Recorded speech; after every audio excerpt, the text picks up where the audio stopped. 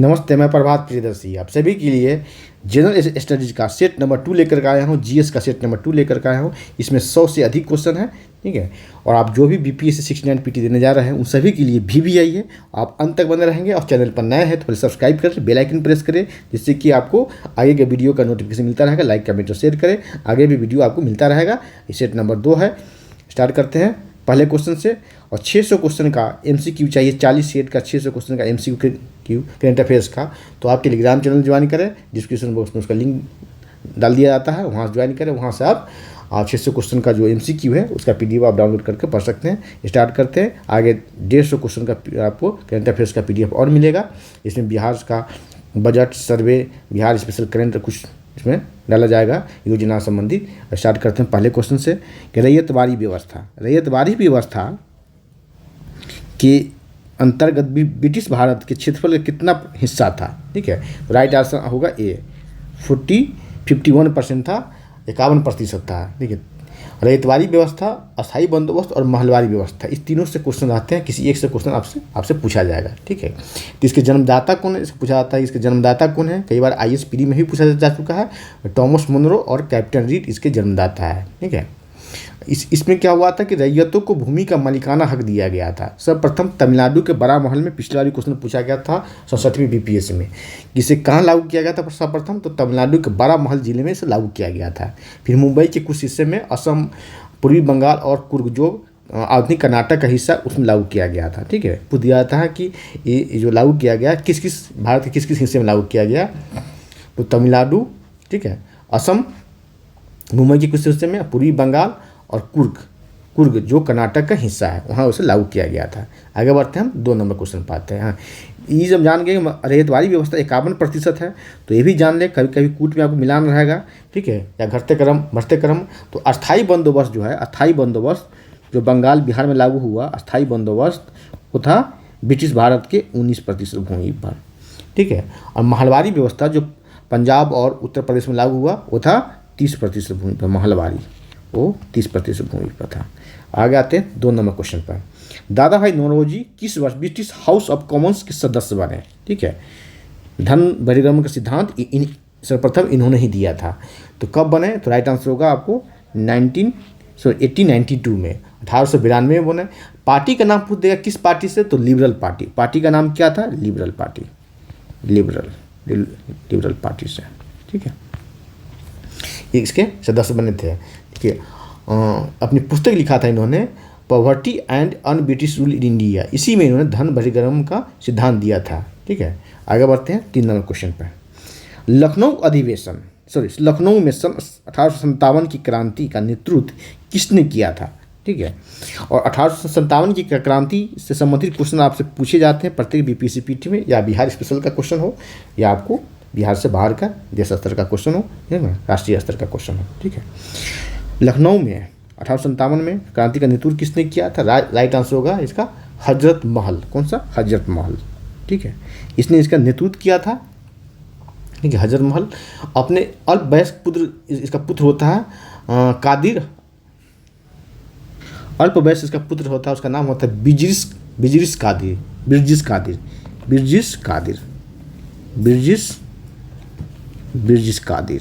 ठीक है, बिजरिस कादिर। उसको इतने अल्पवयस्क पुत्र को, ठीक है, नवाब घोषित करके सत्ता अपने हाथों में ले ली थी। सत्ता की बागडोर अपने हाथों में लेकर के इस 1857 की क्रांति में कूद पड़ती है, अपनी भागीदारी देती है, ठीक है, बिजरिस कादिर। अब आते हैं 4 नंबर क्वेश्चन में। किस अधिनियम द्वारा मुसलमानों के लिए पृथक मताधिकार तथा पृथक निर्वाचन क्षेत्र की व्यवस्था की गई थी, तो राइट आंसर होगा आपको भारत शासन अधिनियम 1909। इसको मार्ले मिंटू योजना भी कहा था, मार्ले मिंटू, ठीक है, 1909 में लाया गया। और इसे शुरुआत में कांग्रेस द्वारा इसका विरोध किया था। आपसे देखिए, आपको हो सकता है कोई क्वेश्चन आप स्टेटमेंट टाइप आपको मिले, क्या इस योजना का कांग्रेस ने सपोर्ट किया था शुरुआत में, तो नहीं। इस योजना का, मार्ले मिंटू योजना का कांग्रेस ने शुरुआत में इसका पुरजोर विरोध किया था। लेकिन आगे क्या होता है, 1916 में लखनऊ अधिवेशन होता है, 1916 का लखनऊ अधिवेशन। उसमें मुस्लिम लीग और कांग्रेस के बीच में समझौता होता है। उसी समझौते के तहत इस व्यवस्था को कांग्रेस ने अपना लेता है, ठीक है। और उसी में इसी अधिवेशन में क्या होता है, गर्म दल और नरम दल के बीच में समझौता होता है तिलक और एनी बेसेंट के प्रयास से। तिलक और एनी बेसेंट, इसी में बिहार स्पेशल का क्वेश्चन बन जाएगा आपको। इसी में राजकुमार शुक्ल आए थे, गांधी को चंपारण आने का आग्रह करते हैं, और ब्रजकिशोर प्रसाद चंपारण के समस्या पर प्रस्ताव पेश किया था। आगे आते हैं 5 नंबर क्वेश्चन पर। ठीक है, ब्रह्म समाज की स्थापना किसके द्वारा की गई थी? राइट आंसर होगा राजा राम मोहन राय के द्वारा। किसके द्वारा? तो राजा राम मोहन राय के द्वारा। कभी कभी तिथि पूछ लिया जाता है, या 3 संगठन के समाज, जो 3 जो संगठन है उसके 4 संगठन है उसके स्थापना का कालपुर दिया था, घटते क्रम बढ़ते क्रम। तो इसका स्थापना किया गया था 1828 में। 1828 देखिए संयोग, देखिए 1828 में इन्होंने ब्रह्म समाज की स्थापना किया, हिंदू धर्म में व्याप्त कुरीतियों को के सुधार के लिए, दूर करने के लिए, ठीक है, सामाजिक एकता के लिए। आगे जाकर कि 1829 में, अगले वर्ष क्या होता है, 1829 में इन्होंने सती प्रथा का अंत करने में अपना योगदान देते हैं। उसमें विलियम बेंटिंक उसमें गवर्नर होता है बंगाल का, और इनके प्रयास से क्या होता है, सती प्रथा का अंत होता है। ठीक है, अब आगे आते हैं 6 नंबर क्वेश्चन में। इसमें सूची 1 को सूची 2 से सुमिलित करना, नीचे दिए कुछ से मिलान करना। यहाँ देखते हैं, यहाँ मिलाते हैं। देखिए यहाँ को साफ साफ दिखेगा। देखिए क्या है क्वेश्चन, समाचार पत्र है और सूची 2 में है संपादक का नाम अल हिलाल। अल हिलाल के संपादक कौन थे? तो अब्दुल कलाम आज़ाद। ठीक है, और सर्च लाइट के संपादक कौन थे? तो सच्चिदानंद सिन्हा सर्च लाइट के संपादक थे, सच्चिदानंद सिन्हा सर्च लाइट के। या आगे यहाँ मिलेगा न्यू इंडिया के संपादक कौन थे? तो एनी बेसेंट, न्यू इंडिया का एनी बेसेंट। और हिंदू का जी सुब्रमण्यम अय्यर। इस पर क्वेश्चन भी पूछा गया 66वीं बीपीएससी में। ठीक है, जी सुब्रमण्यम अय्यर। तो राइट आंसर देखते हैं, इसका मिलान करते हैं। देखिए इस तरह से देखते हैं, ए का कौन है? 4। ए का 4 कहाँ? 1 का 4 एक ही में सी ऑप्शन में है। ठीक है, आगे देख लेते हैं, एक और मिला लेते हैं, बी का 1। राइट आंसर होगा सी। अब 10 नंबर क्वेश्चन पे आते हैं, 7 नंबर क्वेश्चन पर। 6 नंबर क्वेश्चन था, 7 नंबर क्वेश्चन। 7 नंबर क्वेश्चन की सत्यशोधक समाज की स्थापना किसने की? तो सत्यशोधक समाज की स्थापना ज्योतिबा फुले ने किया था। किसने? ज्योतिबा फुले ने किया था। ठीक है, सत्यशोधक समाज की स्थापना। और कब किया था? तो 1873 में किया था। 1873 में किया था। 8 नंबर क्वेश्चन, शहीद भगत सिंह का स्मारक कहाँ है? राइट आंसर होगा फिरोजपुर में है। कौन सा? फिरोजपुर में है, ये फिरोजपुर में है, जलंधर से आगे फिरोजपुर में है। 9 नंबर क्वेश्चन, चंपारण सत्याग्रह के दौरान महात्मा गांधी को महात्मा की उपाधि किसने दिया था? तो महात्मा गांधी को महात्मा की उपाधि रविंद्रनाथ टैगोर ने दिया था। किसने? रविंद्रनाथ टैगोर ने। यहीं से गांधी रामचंद्र गांधी जो है महात्मा गांधी कहलाने लगे। अब बदले में गांधी जी किसी का उधार नहीं रखते थे, बदले में गांधी जी ने इन्हें उपाधि दिया। कौन सा उपाधि दिया? तो गुरुदेव की उपाधि दिया। कौन सा? गुरुदेव। 10 नंबर है, दांडी मार्च में महात्मा गांधी के साथ विदेशी पत्रकार कौन थे? राइट आंसर होगा आपको दांडी मार्च में बेब मिलर। कौन सा ऑप्शन है? ए ऑप्शन में बेब मिलर थे। 11 नंबर क्वेश्चन, लोकनायक के नाम से किसे जाना जाता है? तो लोकनायक के नाम से जाना जाता है जयप्रकाश नारायण। और कर्पूरी ठाकुर जाने जाते हैं जननायक के नाम से। जननायक के नाम से जाने जाते हैं। ठीक है, 12 नंबर, महात्मा गांधी को 1 मैन बाउंड्री कहकर किसने संबोधित किया था? तो राइट आंसर होगा आपको लॉर्ड माउंटबेटन। किसने? Lord Mountbatten. लॉर्ड माउंटबेटन कौन है? भारत का अंतिम वायसराय और स्वतंत्र भारत के प्रथम गवर्नर जनरल। ठीक है, और 13 नंबर क्वेश्चन है कि 1875 में स्वामी दयानंद सरस्वती ने आर्य समाज की स्थापना कहाँ की? तो आर्य समाज की स्थापना इन्होंने मुंबई में किया था। कहाँ किया? इसने किया था मुंबई में किया था। आर्य समाज की स्थापना दयानंद सरस्वती ने मुंबई में किया था। इन्होंने वेदों की ओर लौटो का नारा दिया था। लेकिन अगले 2 वर्ष बाद ये अपना मुख्यालय ले जाते हैं। कहाँ? लाहौर ले आते हैं। मुख्यालय लाहौर ले आते हैं। कहाँ? लाहौर में मुख्यालय का ट्रांसफ़र कर देते हैं, मुख्यालय लाहौर में ले आते हैं। कब?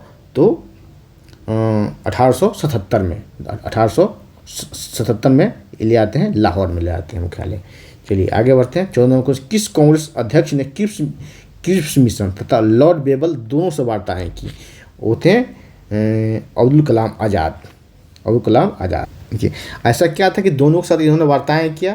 ऐसा इसलिए कि 1940 से लेकर के 1940 में, सॉरी 1940, हाँ 1940 में रामगढ़ में अधिवेशन होता। रामगढ़ झारखंड के पास हजारीबाग से, और हजारीबाग रांची के बीच में रामगढ़, वहाँ अधिवेशन होता है रामगढ़, ठीक है।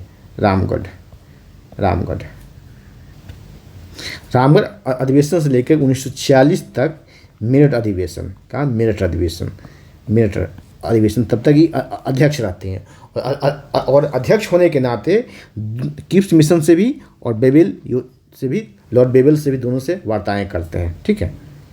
और स्वतंत्रता से पूर्व सबसे लंबी अवधि तक कांग्रेस के अध्यक्ष रहने वाले यही है अब्दुल कलाम आज़ाद। कभी कभी ये भी क्वेश्चन पूछा जाता है। 15 नंबर क्वेश्चन पाते हैं।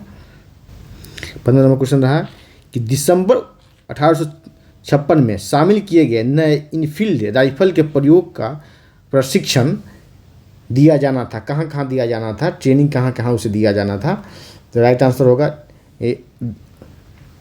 दमदम में भी। दमदम कहाँ है? कोलकाता के पास है। दमदम जेल भी सेंट्रल जेल है।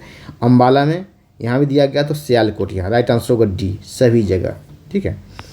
और भाई आगे आते हैं 16 नंबर। बाबर ने तुगलकनामा युद्ध पद्धति, कौन सी तुगलकनामा युद्ध पद्धति का प्रथम प्रयोग, ठीक है, किस युद्ध में किया था? राइट आंसर होगा पानीपत के युद्ध में किया था। इसने पानीपत के युद्ध में कब किया था? तो 1526 में हुआ था पानीपत के युद्ध। किसके विरुद्ध? तो इब्राहिम लोदी के विरुद्ध। कौन सा? इब्राहिम लोदी, ठीक, इब्राहिम लोदी के विरुद्ध इसने तोपखाने का प्रयोग किया था।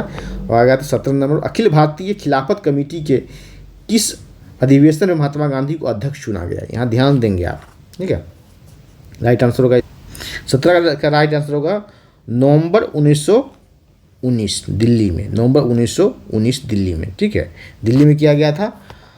और खिलाफत आंदोलन का सपोर्ट करने पे गांधी जी राजी होते हैं, तो मोहम्मद अली जिन्ना गांधी को सचेत करते हैं कि खिलाफत आंदोलन को सपोर्ट देने से, समर्थन देने से क्या होगा? देश में कट्टरता बढ़ेगी, जो देश के लिए सही नहीं होगा।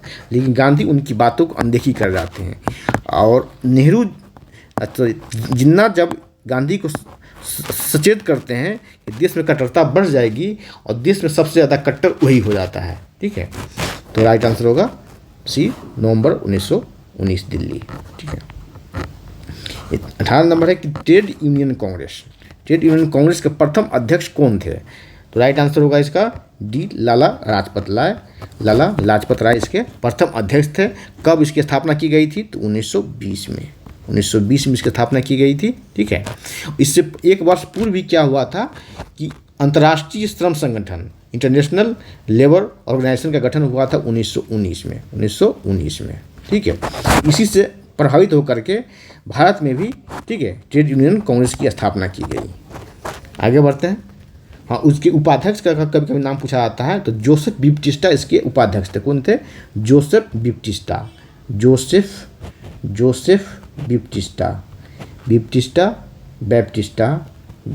इसके उपाध्यक्ष थे। क्या थे? उपाध्यक्ष थे। और महामंत्री कौन थे? चमन लाल बजाज इसके महामंत्री थे। चमन लाल बजाज इसके महामंत्री हुआ करते थे। 19 नंबर है, कांग्रेस के किस अधिवेशन में मौलिक अधिकार, ठीक है, मौलिक अधिकार पर प्रस्ताव पास किया गया? मौलिक अधिकार पर किस अधिवेशन में? राइट आंसर हो जाएगा ये, कराची अधिवेशन में। ध्यान देंगे, यही इसी कराची अधिवेशन में, ठीक है। पहले ये जाने कि इसकी अध्यक्षता किसने किया था? तो पटेल साहब ने इसकी अध्यक्षता किया था, ठीक है, वल्लभ भाई पटेल ने। और इसी अधिवेशन में गांधी जी ने कहा था कि गांधी मर सकता है परंतु गांधीवाद नहीं। आपसे पूछा जाएगा कि गांधी जी ने किस अधिवेशन में कहा था कि गांधी मर सकता है परंतु गांधीवाद नहीं? तो अधिवेशन था कराची अधिवेशन, 1931 का कराची अधिवेशन, जिसकी अध्यक्षता सरदार वल्लभ भाई पटेल ने की थी। तो क्यों कहा था, किस प्रतिक्रिया में कहा था? क्योंकि इसी वर्ष क्या हुआ था, भगत सिंह राजगुरु और सुखदेव राजगुरु की फांसी की सज़ा मिलती है। तो युवाओं का आरोप था कि गांधी जी ने उन्हें फांसी रुकवाने का प्रयास नहीं किया। तो युवाओं ने गुस्से में गांधी जी को काला झंडा दिखलाया था। उसी प्रतिक्रिया में गांधी ने कहा था गांधी मर सकता है परंतु गांधीवाद नहीं, ठीक है। आगे बढ़ते हैं। 20 नंबर है, 5 मार्च 1931 को गांधी इरविन समझौते की मध्यस्थता किसने किया था? तो गांधी इरविन समझौते की मध्यस्थता किया था तेज बहादुर सुप्रू ने किया था। किसने? तेज बहादुर सुप्रू ने किया था। तेज बहादुर सुप्रू ने इसकी मध्यस्थता किया था गांधी इरविन समझौते का। ये कब हुआ था? तो 5 मार्च 1931 को दिया ही गया है क्वेश्चन में ही, 5 मार्च 1931 को हुआ था। ठीक है। तेज बहादुर सुप्रू के साथ साथ एक और नेता थे उसमें, इसका नाम था M.R. Jayakar. M.R. Jayakar, M.R. Jayakar, M.R. Jayakar. ठीक है, जयकर, इन्होंने भी दोनों ने मिलकर किया था। ठीक है। इसी समझौते के बाद गांधी जी गोलमेज सम्मेलन में हिस्सा लेने के लिए राजी होते हैं, द्वितीय गोलमेज सम्मेलन में जाते हैं, लेकिन समझौता और वहाँ असफल होता है। ठीक है। आगे दिख रहा है कि मदन मोहन मालवीय और M.G. राजा इन दोनों ने पूना पैक्ट में मध्यस्थता किया था जब अंबेडकर साहब के साथ गांधी का समझौता हुआ था। 21 नंबर है, बिहार में ब्रिटिश राज के अंतर्गत कृषक वर्गों को कितने वर्गों में बांटा गया था? तो कृषक वर्गों को इसमें 3 श्रेणियों में बांटा गया था। ठीक है। एक तो जमींदार कहलाते थे, जमींदार, दूसरे किसान कहलाते थे, किसान, और तीसरे कौन थे? तो खेतिहर मजदूर, खेतिहर मजदूर। ठीक, मजदूर। 22 नंबर पर कि बिहारी टाइम्स नामक पत्रिका का संपादन किसने किया? संपादक कौन थे? ठीक है। तो राइट आंसर होगा इसका 22 का, देखते हैं, महेश नारायण। कौन सा? महेश नारायण। और महेश नारायण और सैयदानंद सिन्हा इसके सहयोगी थे। क्या थे? तो सहयोगी थे, ये सहयोगी थे इसमें। ठीक है। बिहारी टाइम्स नामक पत्रिका का उद्देश्य क्या था? क्या छापते थे? तो इसमें छापा जाता था बिहार को बंगाल से पृथक करने की आवाज़ को बुलंद करते थे। इसकी स्थापना कब हुई थी? तो 1894 में, 1894 में। ठीक है। बिहार की मांग को प्रमुखता से इसमें इस पत्रिका में रखा जाता था। 23 नंबर क्वेश्चन पर सभी सेट में हिस्ट्री क्वेश्चन से स्टार्ट हो रहा है। हिस्ट्री के सबसे ज़्यादा क्वेश्चन हिस्ट्री से ही पूछे जाते हैं, 35-36। ठीक है। आगे भी जो सेट मिलेगा आप लोगों को उसमें हिस्ट्री से स्टार्ट होगा। 23 नंबर क्वेश्चन है, खुदीराम बोस को फांसी दी गई। खुदीराम बोस को फांसी कब दी गई? राइट आंसर 11 अगस्त 1908 को दिया गया। कहाँ दिया गया? तो मुजफ्फरपुर के सेंट्रल जेल में दिया गया। ठीक है। किस लिए दिया गया? तो मुजफ्फरपुर में बम कांड होता है। कब? 30 अप्रैल 1908 को ही, 30 अप्रैल 1908 को, ध्यान देंगे, 30 अप्रैल 1908 को। बिहार स्पेशल का करंट अफेयर्स हो गया 1908 को। ठीक है। ये बम फेंकते हैं। ठीक है।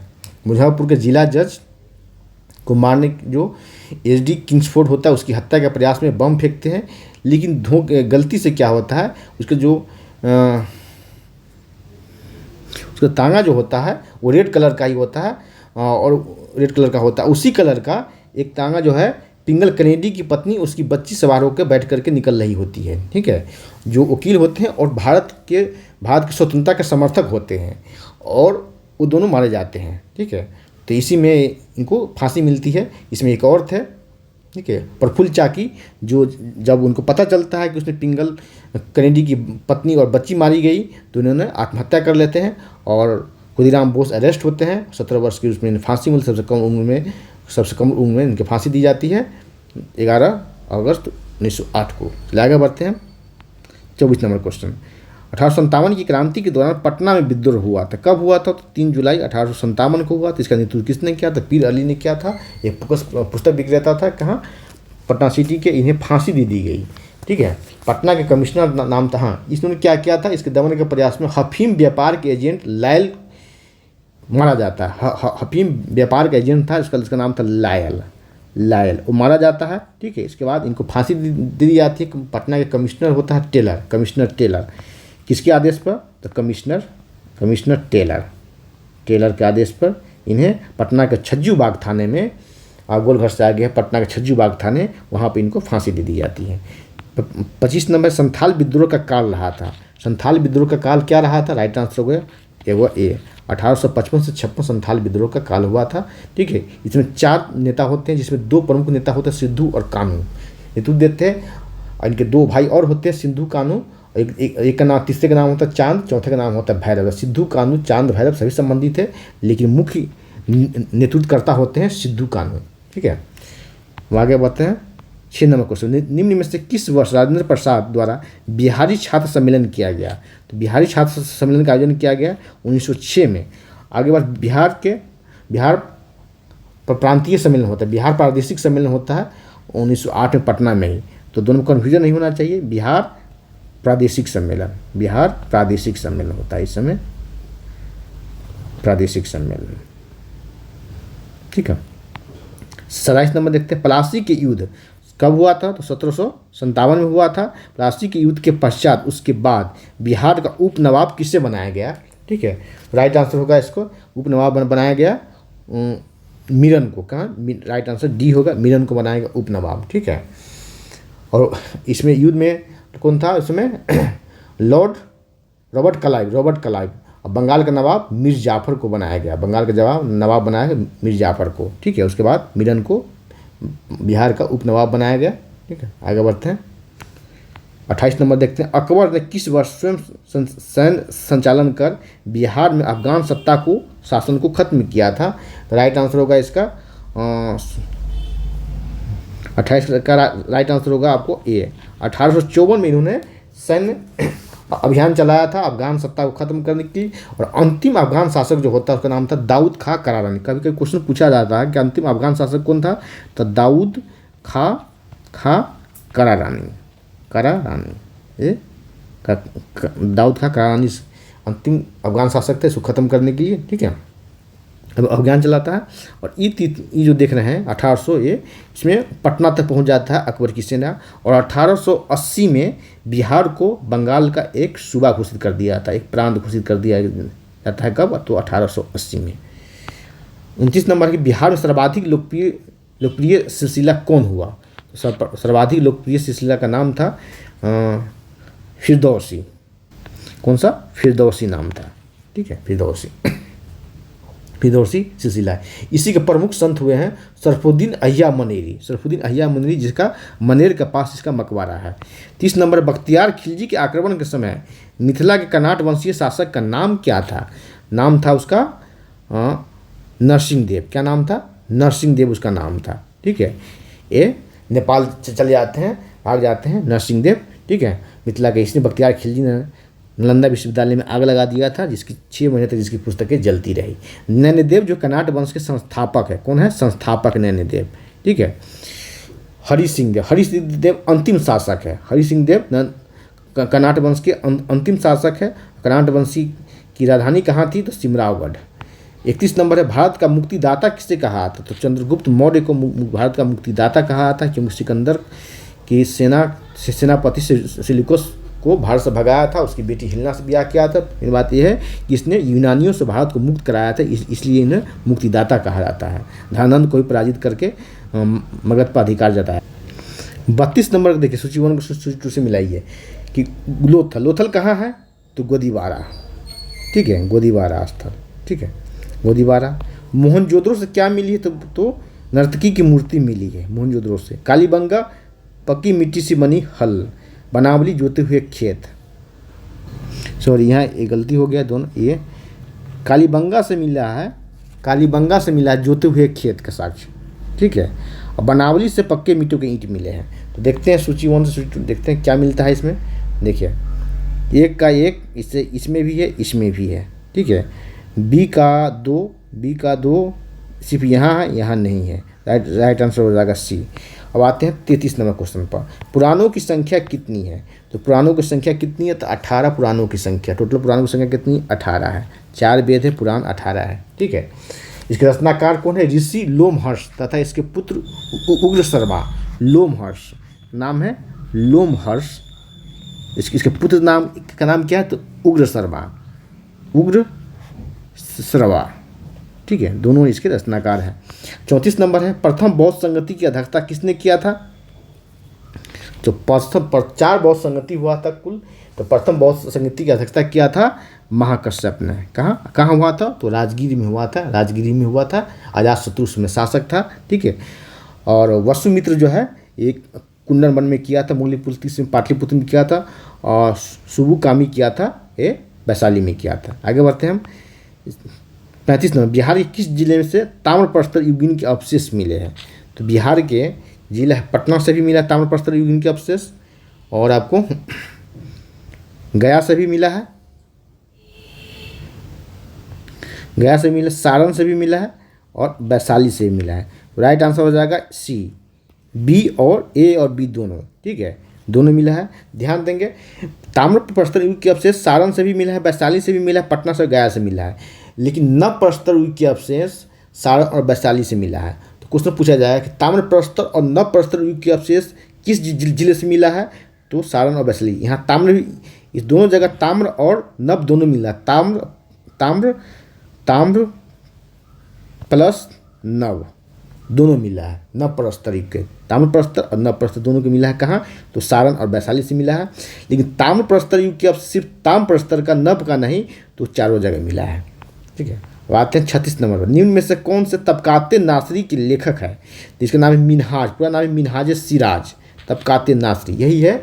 इसके साथ आता है बख्तियार खिलजी के साथ आता है तबकाते नासरी, उसी में तबकाते नासरी में इन्होंने चर्चा किया है उसके आक्रमण का।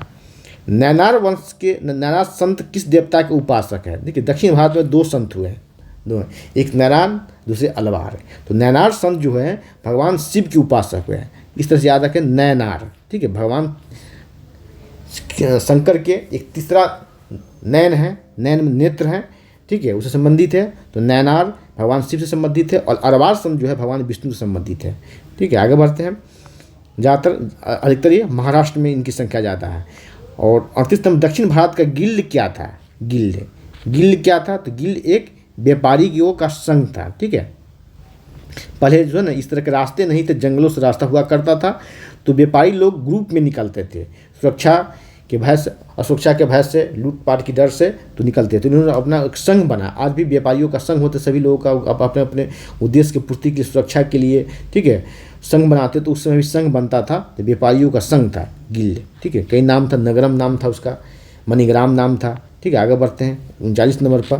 निम्न से कौन सा अवकाश साइंस का क्वेश्चन एसआई यूनिट सही सुनिश्चित नहीं है। कार्य का जूल होता है, सही है। बल का न्यूटन है, सही है। द्रव्यमान का किलोग्राम है, सही है। दाब का न्यूटन नहीं होता है, दाब का पास्कल होता है। क्या होता है, पास्कल। ठीक है, अब आते हैं 40 नंबर। पार्सेक।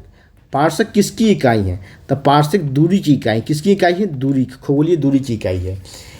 खगोलीय दूरी की इकाई प्रकाश वर्ष भी है, लेकिन पार्सेक जो है सबसे बड़ी इकाई है।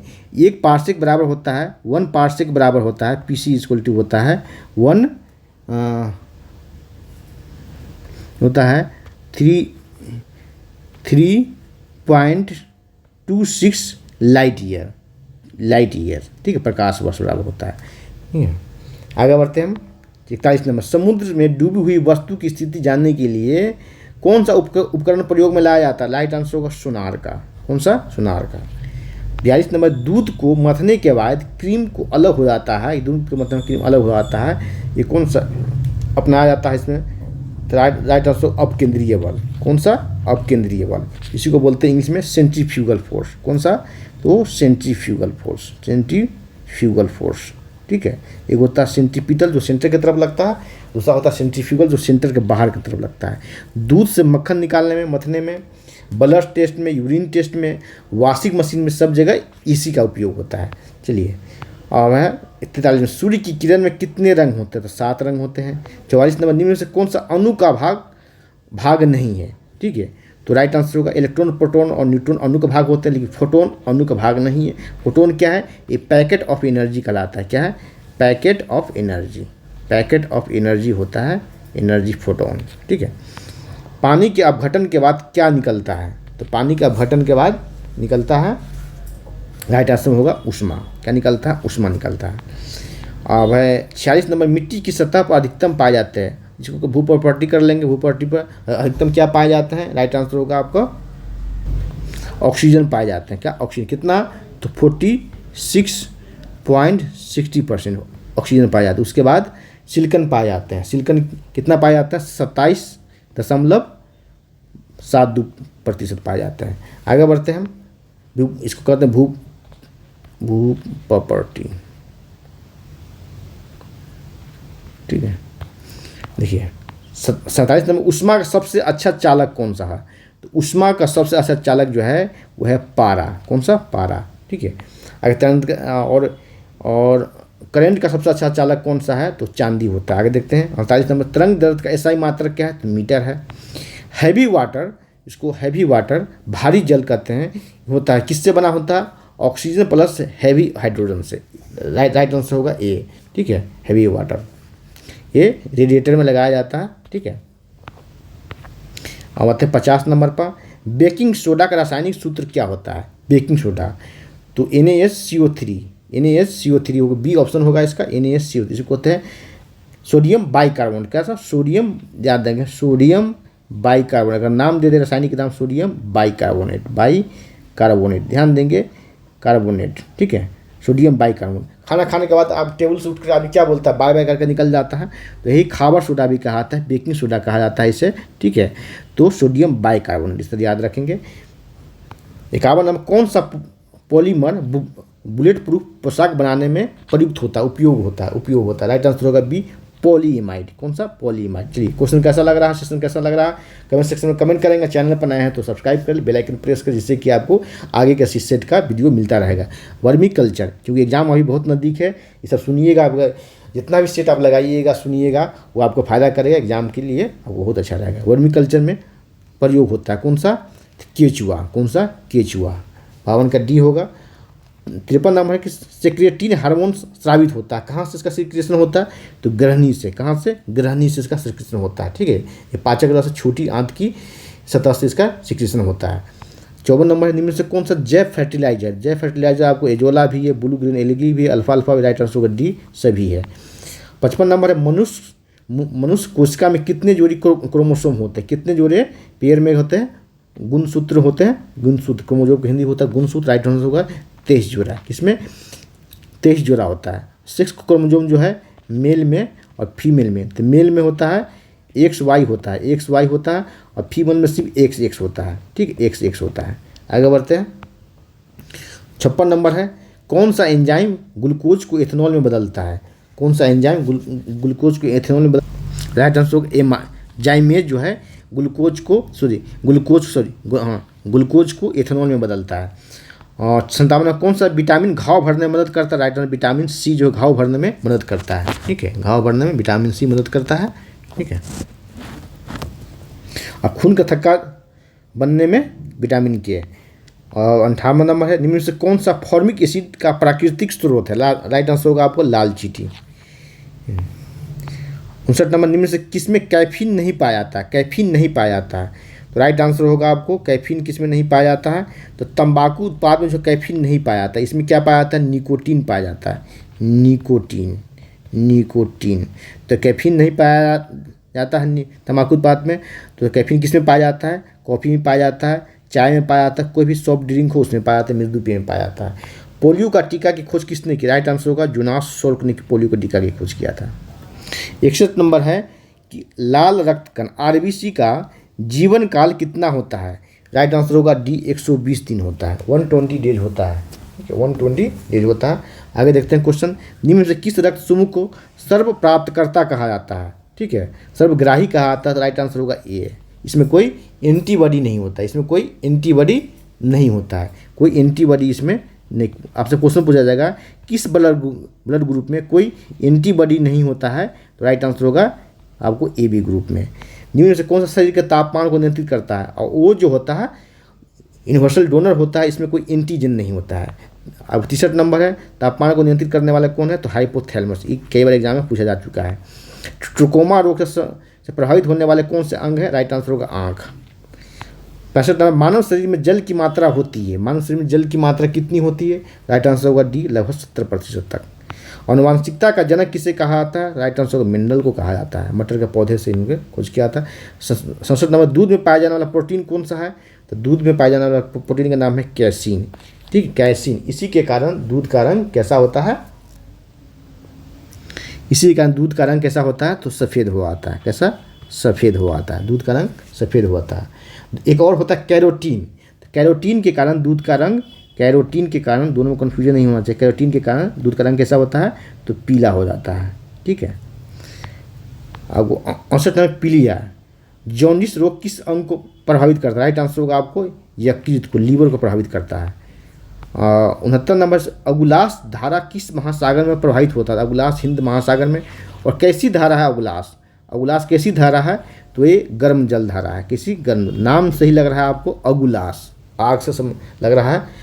तो अगुलास गर्म जलधारा है। 70 नंबर, विश्व का सबसे गहरा समुद्री गर्त किस महासागर में? तो प्रशांत महासागर, मेरियाना गर्त नाम सुने होंगे, मेरियाना गर्त है, ठीक है। इसकी गहराई कितनी है? तो 11,033 मीटर, ठीक है। 71 नंबर, निम्न युग्मों में से कौन सा सही सुमेलित नहीं है? राइट आंसर होगा आपका, देखिए, नील नदी तो सूडान में है, सुमेलित है। टेम्स इंग्लैंड में है, इंग्लैंड की इसे गंगा कहा जाता है। टिग्रिस इराक में है, लेकिन ये सही सुमेलित नहीं है। राइट आंसर होगा आपको सी जो है सही सुमेलित नहीं है। पोटोमैक नदी कहाँ है? तो यह है वाशिंगटन में। कहाँ है? राइट आंसर हो जाएगा वाशिंगटन।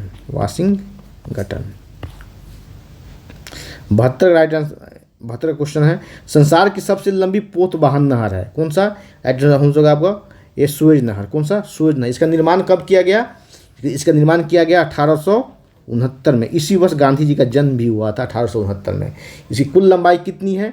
कुल लंबाई इसकी है 193 मीटर, इसकी कुल लंबाई है। 193 किलोमीटर, 193 किलोमीटर इसकी लंबाई है, 193 किलोमीटर, ठीक है। ये कहाँ है? तो मिस्र के सिनाई प्रायद्वीप भाग में, मिस्र के सिनाई प्रायद्वीप में। 73 नंबर, पाक जल संधि किसके मध्य स्थित है? पाक जल संधि, देखिए आपको एक ये ऑप्शन में है, कौन सा है? भारत पाकिस्तान है, ठीक है, भारत पाकिस्तान। ये गलत होगा, इस तरह का ऑप्शन देकर आपको फंसाया जाएगा। भारत पाकिस्तान गलत है। दूसरा है पाकिस्तान ईरान, ये भी गलत जाएगा, ठीक है। भारत श्रीलंका राइट आंसर होगा, बी आंसर, भारत और श्रीलंका, ठीक है। पाक जल, एक अंग्रेज ऑफिसर होता है जिसका नाम होता है रॉबर्ट पार्क, ठीक है। तो उसी ने खोज किया था, उसी के नाम पर इसका जल संधि रख दिया गया, तो पाक जल संधि। ये बंगाल की खाड़ी और मन्नार की खाड़ी को आपस में जोड़ता है, तमिलनाडु के तट पे है, तो तमिलनाडु के तट पे। चलिए आगे बढ़ते हैं। चौथा, ब्रह्मपुत्र नदी को तिब्बत में क्या कहा जाता है? तिब्बत में इसको सांगपो कहा जाता है। जमुना कहाँ कहा जाता है? तो बांग्लादेश में कहा जाता है, बीडी में कहा जाता है जमुना। दिबांग कहाँ कहा जाता है? दिमांग। दिहांग कहा जाता है अरुणाचल प्रदेश में। और दिमांग जो है इसकी सहायक नदी, दिबांग इसकी सहायक नदी है। दिबांग है ना, लोहित, केनुला, ये सब इसकी सहायक नदी है। और अरुणाचल प्रदेश में तिब्बत के बाद अरुणाचल प्रदेश में प्रवेश करती है नमचा बरवा के पास, यू आकार में। किससे? यू आकार में, नमचा बरवा के पास, नमचा बरमा पहाड़ी के पास। आपको 75 नंबर है, कौन सी नदी डेल्टा का निर्माण नहीं करती है? राइट आंसर होगा आपको डेल्टा का निर्माण नहीं करती है। राइट आंसर होगा आपको कौन सा नदी डेल्टा का निर्माण करती है? राइट आंसर होगा कावेरी। कावेरी कहाँ गिरती है? कहाँ? तो बंगाल की खाड़ी में। ये बे ऑफ बंगाल की खाड़ी में गिरती है, ठीक है, खाड़ी में। तो बंगाल की खाड़ी में गिरने वाली नदियाँ डेल्टा का निर्माण करती है, ठीक है। और जो अरब सागर में गिरने वाली नदियाँ वो एस्चुरी का निर्माण करती है। वो निर्माण करती है, आपको हिंदी में कहते हैं ज्वार नदमुख। नर्मदा और ताप्ती नदियाँ क्या करती है? ज्वार नदमुख का निर्माण करती है, अरब सागर में गिरती है। और 76 नंबर है, भारत का सबसे ऊंचा जलप्रपात कौन सा है? राइट आंसर होगा नोहक किलई, नोह कलिकई, ठीक है, ये इसका नाम है। और ये कहाँ प्रभावित होता है? ये किस राज्य में है? तो ये मेघालय में। कहाँ? तो मेघालय में, मेघालय में, ठीक है। 77 नंबर, कपास की खेती की सबसे उपयुक्त मिट्टी कौन सी है? कपास की राइट आंसर काली मिट्टी। कौन सी? काली मिट्टी। काली मिट्टी का निर्माण कैसे होता है? तो मैग्मा से हुआ है, मैग्मा से हुआ है, ठीक है। मैग्मा से सबसे अधिक कहाँ पाया जाता है? तो दक्कन प्लेटू में पाया जाता है। इसे रेगुड़ी मिट्टी भी कहा जाता है, इसे सोतक जुताई की मृदा कहा जाता है। क्यों? क्योंकि सूखने पर इसमें दरारें फट जाती है, ठीक है। और वाटर होल्डिंग कैपेसिटी, जल धारण करने की क्षमता इसमें सर्वाधिक होती है। क्या होती है? सर्वाधिक होती है। आगे बढ़ते हैं। 78 नंबर, दून घाटी की लंबाई कितनी है? तो दून घाटी की लंबाई जो है 78 का आंसर होगा आपका 24 किलोमीटर है। और दून घाटी कहाँ है? तो दून घाटी है पश्चिम चंपारण में। आगे बढ़ते हैं। 79 नंबर है, पूर्व से पश्चिम बिहार की चौड़ाई कितनी है? पूर्व से पश्चिम, तो राइट आंसर हो जाएगा आपको 383 किलोमीटर। और उत्तर से दक्षिण की लंबाई कितनी हो जाएगी? तो 345 होगा उत्तर से दक्षिण, नॉर्थ टू साउथ, ठीक है। 80 नंबर, बिहार में बलथर मिट्टी कहाँ पाई जाती है? तो बलथर मिट्टी जो है कैमूर में पाई जाती है, बलथर, ठीक है, पत्थर बलथर, ठीक, कैमूर में पाई जाती है। अब आगे 81 नंबर, 2011 की जनगणना के अनुसार बिहार में शिशु लिंगानुपात कितनी है? तो बिहार में शिशु लिंगानुपात जो है आपको हो जाएगा, यह है 935 है। कितनी है? 935 है। आगे बढ़ते हैं। 82 में बिहार में सबसे कम साक्षरता वाले जिला कौन है? तो राइट आंसर को पूर्णिया है। कौन सा? सबसे अधिक तो रोहतास है। ठीक है। 83 में बिहार में मरुआ का सर्वाधिक उत्पादन कौन करता है? तो करता है दरभंगा जिला करता है, मार्च मरुआ। देखिए आगे क्वेश्चन है कि मक्का उत्पादन के लिए, देखिए मक्का को इस बार चर्चा का विषय बना हुआ बिहार में, क्योंकि इसमें मक्का के उत्पादन से बहुत होने लगा है। कुछ जिले ऐसे हैं जहां इसके उत्पादन अमेरिका के जो उत्पादकता उससे ज़्यादा हो गया है। ठीक है। तो इसके लिए सबसे उपयुक्त मिट्टी होती है दोमट मिट्टी। मक्का का सर्वाधिक उत्पादक जिला कौन है? उसका नाम है कटिहार। कौन सा? कटिहार। कटिहार। आगे बढ़ते हैं। 85 नंबर, बिहार विधान परिषद में सीटों की संख्या कितनी है? तो 75 है। भारत में अंतिम जाति जनगणना कब हुई थी? जाति जनगणना बहुत चर्चा में है। ठीक है। बहुत विवाद हुआ, सुप्रीम कोर्ट तक मैटर पहुंच गया बिहार की जाति जनगणना का। राइट आंसर होगा 1931 में। और है 87, जिला परिषद की एक वर्ष में कितनी बैठकें अनिवार्य है? तो 87 का राइट आंसर होगा आपका C4। किस वर्ष राज्यपाल के समय किस तत्कालीन राज्यपाल के समय बिहार में प्रथम बार राष्ट्रपति शासन लागू हुआ? उसका नाम था नित्यानंद कानून को। क्या नाम था? नित्यानंद कानून को। तो कब लागू हुआ पहली बार? तो लागू हुआ आपको 1968 में। कब? 1968 में लागू होता है। 1968 में। 1968 से 1959 तक चलता है। 1968 में लागू होता है। और इसमें मुख्यमंत्री कौन होते हैं? CM कौन होते हैं? तो भोला पासवान शास्त्री। भोला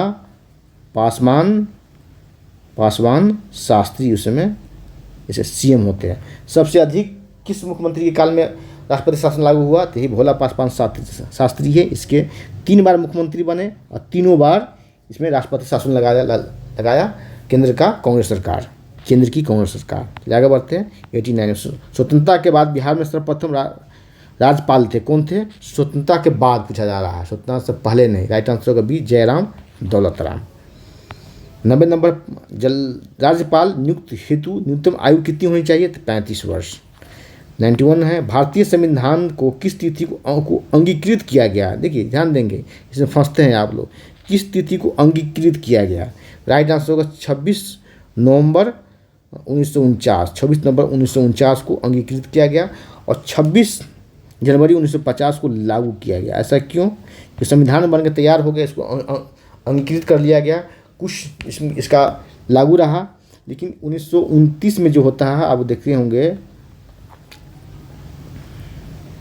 1929 में लाहौर में रावी के तट पर अधिवेशन होता है। कांग्रेस का अधिवेशन होता है जिसकी अध्यक्षता करता है JL नेहरू। कौन सा? JL नेहरू, जवाहरलाल नेहरू। ठीक है। उसी में पास होता है पूर्ण स्वराज की घोषणा की जाती है। पूर्ण स्वराज की घोषणा की जाती है और 31 दिसंबर को तिरंगा फहराया जाता है। उसमें घोषणा किया जाता है कि 26 जनवरी 1930 को पूरे देश में, पूरे राष्ट्र में स्वतंत्रता दिवस मनाया जाएगा। तो इसी को यादगार बनाने के लिए, अब तो स्वतंत्रता मिल गई 15 अगस्त 1947 को, ठीक है, उसको तो टाला नहीं, आप अंग्रेज़ को नहीं कर सकते थे कि हमको आप जनवरी में देना अगले वर्ष। तो उसी को यादगार बनाने के लिए 26 जनवरी 1950 को संविधान लागू किया गया, लेकिन अंगीकृत कर लिया गया 26 नवंबर 1949 को। इस पर BPSC में क्वेश्चन आ चुका है, कई PCS में इस पर क्वेश्चन आ चुका है, इवन आपको 10 साल पहले IAS PD में भी इस पर क्वेश्चन आ चुका है। आगे बढ़ते हैं, क्वेश्चन 92 नंबर पर, भारतीय संविधान के किस अनुच्छेद में मंत्रिमंडल कैबिनेट शब्द का एक बार प्रयोग किया गया है? कैबिनेट शब्द का एक ही बार प्रयोग किया गया है। अनुच्छेद कौन सा है? राइट आंसर होगा अनुच्छेद 352 में। ठीक है। 93 नंबर, भारतीय नागरिकता किसके द्वारा प्राप्त नहीं किया जा सकता? जब भी नहीं तो उसको अंडरलाइन करेंगे। बैंकों में जमा धन करके प्राप्त नहीं कर सकते हैं, पंजीकरण के द्वारा, जन्म के द्वारा, किसी विभाग को भारत में शामिल करके हो जाता है तो उसको प्राप्त किया जाता है। 94 नंबर है, किस संविधान संशोधन द्वारा मौलिक कर्तव्य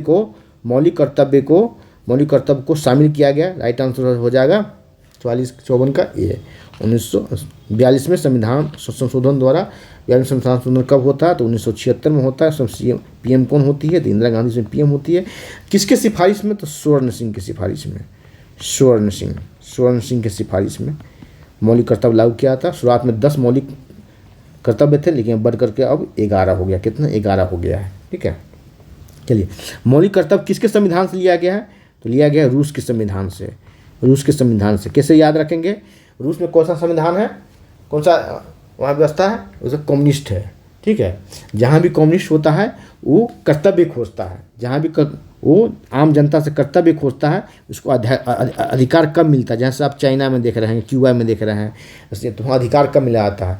मौलिक अधिकार की बात वहाँ कम होती, कर्तव्य की बात होती है ज़्यादा।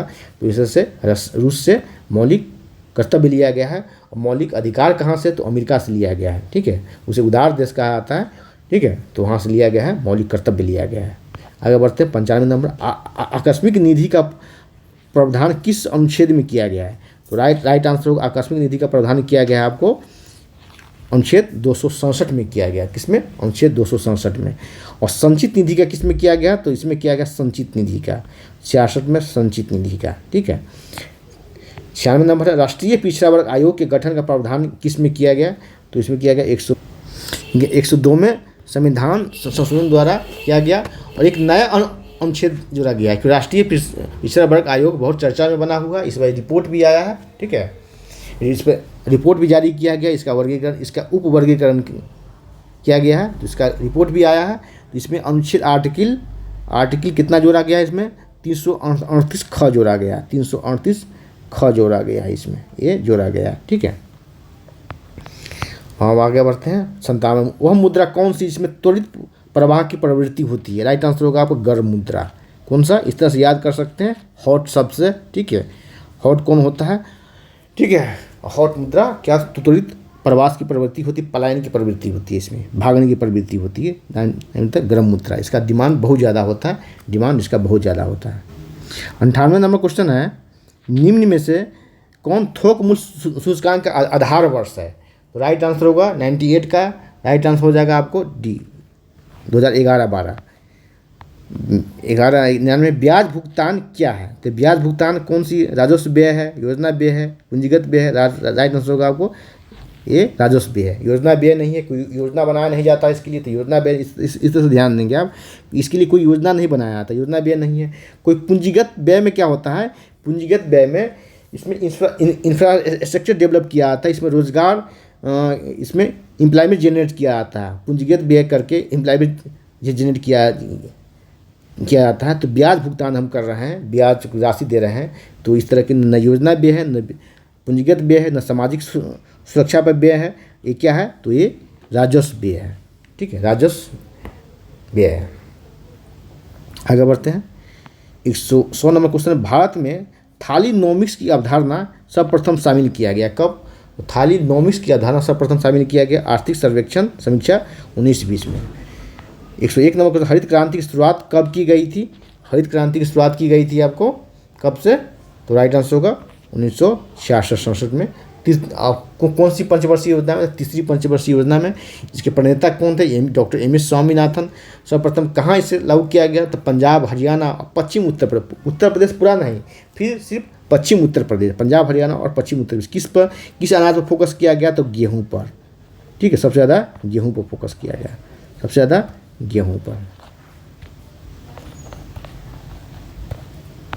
102 नंबर क्वेश्चन है, भारत में सर्वप्रथम औद्योगिक नीति कब लागू हुआ। तो औद्योगिक नीति लागू होता 6 अप्रैल 1948 को। कौन थे, श्यामा प्रसाद मुखर्जी इसमें उद्योग मंत्री थे, तत्कालीन उद्योग मंत्री श्यामा प्रसाद मुखर्जी। 103 नंबर, बुल और बियर शब्द किससे संबंधित है, तो शेयर बाजार से है। 104 नंबर क्वेश्चन देखते हैं कहाँ है। तो आज इतना ही, तो 103 नंबर क्वेश्चन तक ही है, ठीक है। अब अगले क्लास में मिलते हैं, नया सेट लेकर, मोनो सेट लेकर, मोनो सेट 3 लेकर के। आप चैनल पर नए हैं तो सब्सक्राइब कर ले, बेल आइकन प्रेस करें, जिससे कि आपको नोटिफिकेशन मिलता है। लाइक, कमेंट और शेयर करें। और पीडीएफ चाहिए करंट अफेयर्स का, 600 क्वेश्चन का पीडीएफ चाहिए करंट अफेयर्स का, तो आप टेलीग्राम चैनल ज्वाइन करें, वहाँ से आपको मिल जाएगा। उसमें national, international, Bihar special, budget survey, खेलकूद सभी इसमें समाहित है। और 150 क्वेश्चन का करंट अफेयर्स का पीडीएफ तुरंत आप लोगों को मिलेगा, जिसमें आपको बिहार का बजट सर्वे, बिहार स्पेशल, कुछ और करंट उसमें रहेंगे, योजना, ऐप, 7 निश्चय योजना, जो भी आपको नया रिपोर्ट सब आया, नीति आयोग का रिपोर्ट, उसे उसमें मिलेगा आपको। तो आज इतना ही, अगले क्लास में मिलते हैं। धन्यवाद, जय हिंद।